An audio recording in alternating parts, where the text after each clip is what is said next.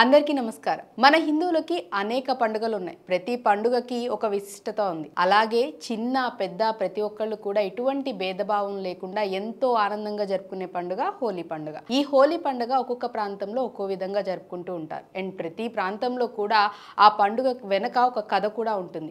అలాగే పిల్లలు పెద్దలు అందరూ ఎంతో ఆనందంగా జరుపుకునే ఈ హోలీ పండుగ రోజు ఉట్టి కొడుతూ శ్రీకృష్ణుని కీర్తనలు పాడుకుంటూ నృత్యాలు చేస్తూ యువత ఉత్సాహంగా చాలా ఆనందంగా ఈ పండుగ జరుపుకుంటారు. అసలు ఈ హోలీ పండుగ ఎలా వచ్చింది, ఎందుకు చేసుకోవాలి, ఇలాంటి ఇంట్రెస్టింగ్ విషయాలు నేను మీకు చెప్తాను. హోలీ అనేది రంగుల పండుగ. వసంత కాలంలో వచ్చే ఈ పండుగను భారతదేశంలోనే కాకుండా నేపాల్, బంగ్లాదేశ్ ప్రవాస భారతీయులు కూడా జరుపుకుంటారు. భారతదేశంలోని పశ్చిమ బెంగాల్, బంగ్లాదేశ్లలో దీన్ని దోల్ యాత్ర అని కూడా అంటారు. హోలీ పండుగను బ్రాజ్ ప్రాంతంలో భగవంతుడైన కృష్ణునికి సంబంధిత ప్రదేశాలైన మధుర, బృందావనం, నందగావ్, బర్సనాలలో ఘనంగా జరుపుకుంటారు. హోలీ పండుగ సందర్భంగా ఈ ప్రదేశాలు 16 రోజుల పాటు పర్యాటక కేంద్రాలుగా మారతాయి. అలాగే సందర్శకులతో చాలా రద్దీగా కూడా ఉంటాయి. ప్రాథమిక పరిశోధనల ప్రకారం 7వ శతాబ్దంలో రత్నావళి అనే సంస్కృత నాటకం వలన హోలీ పండుగ ఉత్సవాలు జరుపుకున్నారని తెలిసింది.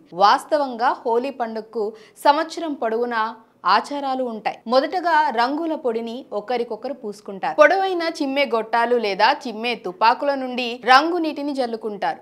ఈ పండుగను చాలా రోజులు ముందుగానే హోలీ మిలన్ లేదా బైతక్స్ ద్వారా జరుపుకున్నారు. అలాగే సంగీత కచేరీల ద్వారా, అనగా పండుగకు సంబంధించిన పాటలను, రాధాకృష్ణుల పురాణ ప్రేమ కథ గురించి పాటలు పాడేవారు. ముఖ్యంగా జానపద పాటలు అనగా హోరీ పాటలను పాడేవారు. అలాగే సాంప్రదాయక జానపద పాటలు ఆజ్ బిరాజ్మే హోలీలే లాంటి ఎన్నో తరాల నుండి కూడా ఇప్పటి వరకు కూడా ఉన్నాయి. పండుగ యొక్క ప్రధాన ఘట్టం మండుతున్న హోలీ మంటలు లేదా హోలిక. అంతేకాక కొందరి ఉద్దేశం ప్రకారం రాక్షసి హోళిక, హోలక, పూతన వంటి రాక్షసుల దహనం లేదా మదన్ను దహనమని సాంప్రదాయ హోలీ మంటల మూలాన్ని తెలుపుతాయి. హిందూ పురాణాల ప్రకారం భక్త ప్రహ్లాదుని చంపటానికి ప్రయత్నం చేసిన హిరణ్యకశిపుని చెల్లెలైన హోలిక అనే రాక్షసి దహనానికి సంకేతంగా సాంప్రదాయ భోగి మంటలను నిర్వహిస్తారు. ఎలాగంటే విజయదశమి రోజున రావణుని ప్రతిమ దహనం చేసినట్లుగా ఈ పండుగ రోజు కూడా ప్రతిమను దహనం చేస్తారు. ప్రపంచవ్యాప్తంగా వివిధ ప్రాంతాలలో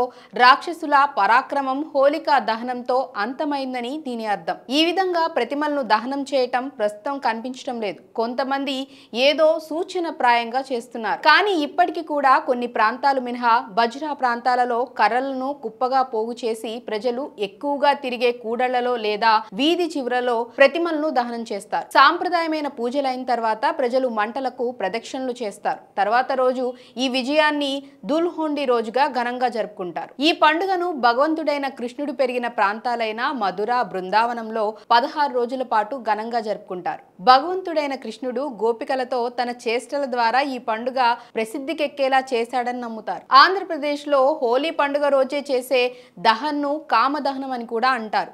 ఇది సాధారణంగా శీతాకాలం చివరిలో ఫిబ్రవరి లేదా మార్చి నెలల తదుపరి వారాల్లో వచ్చే చివరి ఫాల్గుణ మాసం అనగా పౌర్ణమి రోజున జరుపుకుంటారు.